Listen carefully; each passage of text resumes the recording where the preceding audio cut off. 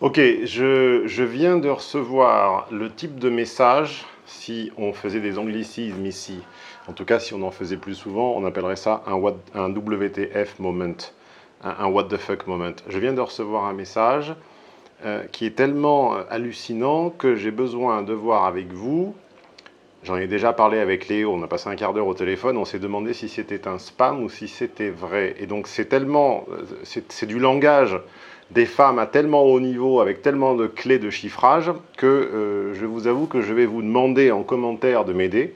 Je vais vous demander de m'aider à déchiffrer. Bah, évidemment, je ne vous le montre pas sur mon écran parce que je vais l'afficher sur votre écran à vous en l'anonymisant au minimum. Donc je vais vous demander de me faire part de votre avis. Est-ce que ceci est un spam ou pas? Alors, out of the blue, ex nihilo, je reçois d'un numéro inconnu dont je me souviens que c'est une fille que j'ai fréquentée il y a quelques années en arrivant en Italie et avec qui nous avions flirté. Il ne s'était rien passé de concret si ce n'est quelques baisers volés à l'entrée, à la portière de sa voiture. Et c'est une fille avec qui cela n'avait pas cranté, comme on dit dans mon jargon, c'est-à-dire que les choses n'avions pas transformé l'essai pour, selon moi, la principale raison qu'elle était bisexuelle et qu'en l'emmenant dîner chez des amis, elle n'a rien trouvé d'autre, elle n'a rien trouvé de mieux à faire que de draguer une des filles présentes. Bien sûr, hein, je ne devais pas être jaloux puisque c'est l'avantage de la bisexualité, c'est que c'est A et non A. Hein. On aime une chose et son contraire, donc évidemment, le partenaire potentiel ne peut rien dire car il ne peut pas se sentir ou se sentir menacé par quelqu'un qui n'est pas de son sexe. Donc bref, moi, je n'avais pas forcément, attendez, je refais un zoom pour être bien sûr d'être net. Je n'avais pas forcément apprécié l'art et la manière de me mettre en concurrence avec non seulement une femme, mais en plus une personne du cercle dans lequel je l'avais introduite, sans jeu de mots. Donc les choses s'en étaient arrêtées là. Des années ont passé, je ne dis pas exactement combien parce que j'ai quelques stalkers en ce moment qui tentent par différents recoupements d'informations d'identifier les personnes dont je parle. Donc perdez votre temps si ça vous amuse les stalkers, vous ne saurez pas. En tout cas, c'est il y a quelques années. Moi, ma philosophie, en tout cas ma praxis consiste à me séparer des numéros encombrants. Hein. Je fais le vide des numéros de téléphone de gens qui m'ont déçu, qui m'ont déplu ou dont je sais simplement que la relation n'a aucun potentiel. Donc le numéro qui m'apparaît est un +39, indicatif italien, et je n'ai pas le prénom, je n'ai pas le nom, je reconnais uniquement la photo.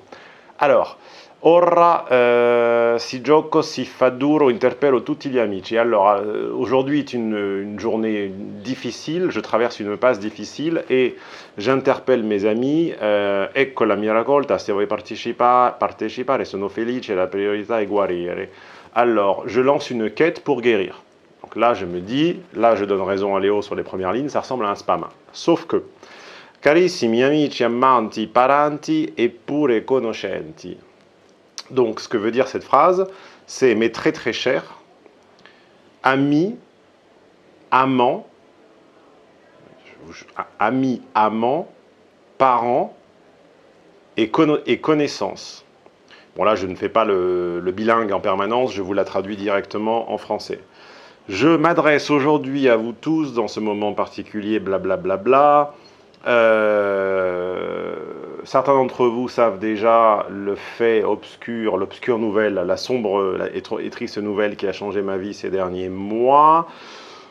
Je suis en train de combattre un problème de santé qui me contraint qui m'empêche de travailler et de vivre normalement. Le 25 juillet dernier, après tant de recherches, quand on ne sait pas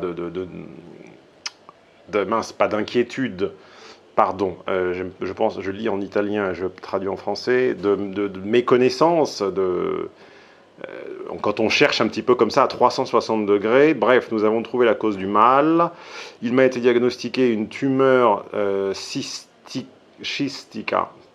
sur la corde vocale droite, qui me provoquait c'est ce qui me provoquait inflammation, douleur, traitement à la cortisone, etc. Cette corde vocale a refusé. Alors cette fille est actrice, metteur en scène, danseuse et chanteuse. Pour ceux qui ont mon séminaire typologie de femmes, ça vous parlera. Madconsulting.fr pour enrichir votre trousse à outils sur la connaissance et la compréhension des relations hommes-femmes. Et donc, ma corde vocale droite ne fonctionne plus et donc je ne peux plus parler. Oui, vous avez bien lu. Yes, avete letto bene, io non parlo.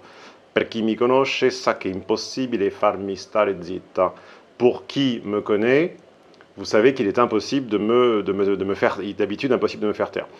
J'ai la chance d'être soigné par le docteur Foussi, comment ça s'appelle, le phoniatre, bref, le médecin là, l'ORL de Pavarotti, qui m'a indiqué comment guérir, etc. Je me ferai opérer le 13 septembre avec 10 jours d'interdiction de prononcer une parole, un petit peu comme Miles Davis, pour ceux qui connaissent l'histoire de ce musicien.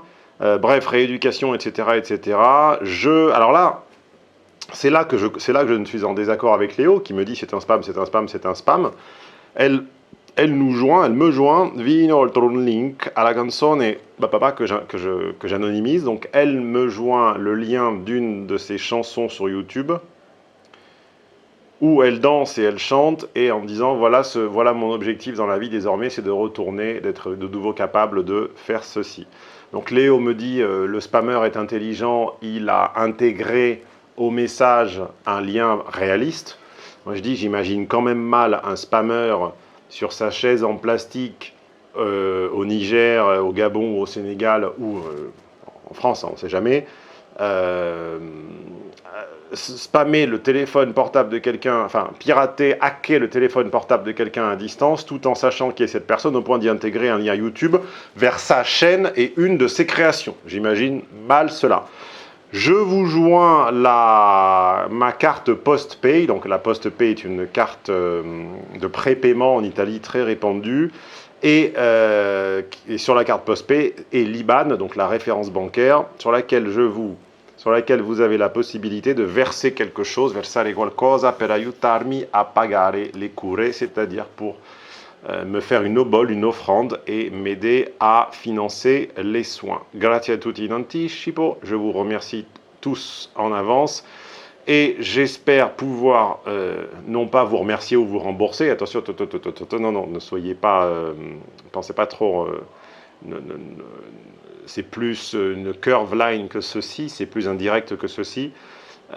J'espère pouvoir vous inviter au plus vite à un de mes prochain concert ou spectacle avec ci-dessous évidemment la photo de la fameuse carte bancaire avec les références bancaires pour lui faire un virement. Alors, depuis 11 ans, je produis, conceptualise et écris du matériel vous permettant de décoder les relations humaines et les relations hommes-femmes avec une trousse à outils sociologique. Cette trousse à outils sociologique, elle vous préserve de la logorée et du catéchisme de la bien-pensance psychothérapeutique. Elle vous préserve de ce que Valterio appelle la psyrose, c'est-à-dire la psychologie à l'eau de rose, la psychologie de comptoir, la psychologie à l'odeur vanillée. Elle vous préserve du post-modernisme, c'est-à-dire de cette échelle de valeur où finalement tout se vaut et tout le monde est capable de tout et de rien. Et elle introduit de la cohérence, du pragmatisme, du rationnel, de la logique, de la socio-logique dans les relations humaines. Là, j'avoue, très sincèrement, qu'en dépit de tous mes outils, et tout ceci se trouve dans mes livres, enfin les livres c'est une version simplifiée, mais le vrai contenu c'est sur Madconsulting, plus de 70 demi-journées de trousse à outils sociologiques pour décoder le monde d'aujourd'hui et les relations interpersonnelles d'aujourd'hui entre les hommes et les femmes, mais également professionnelles et personnelles au sens large. Tout ceci ne me dit pas s'il est sincèrement possible, compréhensible, si cela dépasse ou non l'entendement, si nous sommes en deçà ou en delà de l'entendement, recevoir, après des années de disparition de la part d'une femme que l'on a courtisée et introduite dans un réseau amical et qui n'a rien trouvé de plus intelligent que d'y faire ses emplettes bisexuelles, de recevoir donc quelques années plus tard une demande de mendicité par WhatsApp afin de lui faire faire un virement, car j'ai sauté ce passage pour raccourcir, le message est très très long. Ces maigres économies d'artistes sont épuisées. Voilà. Dites-moi ci-dessous si je rêve, si j'ai raison ou si Léo a raison. Léo dit c'est un spam, moi je dis c'est possible. Que dans le logiciel de F Artist et dans le rapport à l'argent, à l'effort, au travail et dans la façon dont elle justifie son insertion dans un réseau social, je pense qu'il est tout à fait possible qu'elle subvienne à ses besoins en cas d'urgence par de la mendicité via WhatsApp. Pour finir le contexte, c'est une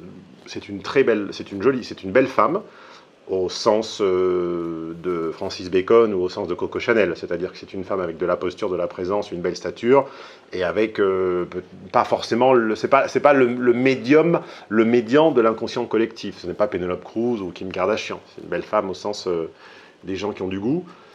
Et voilà, je vous laisse m'écrire en commentaire si vous y croyez ou pas, et je vous donnerai ma version définitive, en tout cas ce que moi j'en pense dans la prochaine vidéo. Voilà, j'enchaîne, j'en enregistre d'autres, mais je ne pouvais pas passer à côté de cela. Comme disait Monterland, et je l'ai écrit en préambule de mon mémoire de sociologie, quiconque a fait profession d'étudier le cœur humain ne pouvait passer à côté de cela. À vous de jouer. Et si vous vous intéressez aux relations entre les hommes, les femmes, mais pas seulement, aux relations en général, que vous avez l'impression qu'on ne vous les a jamais apprises et que vous manquez des outils vous permettant de les décoder pragmatiquement et de comprendre ce que les gens veulent.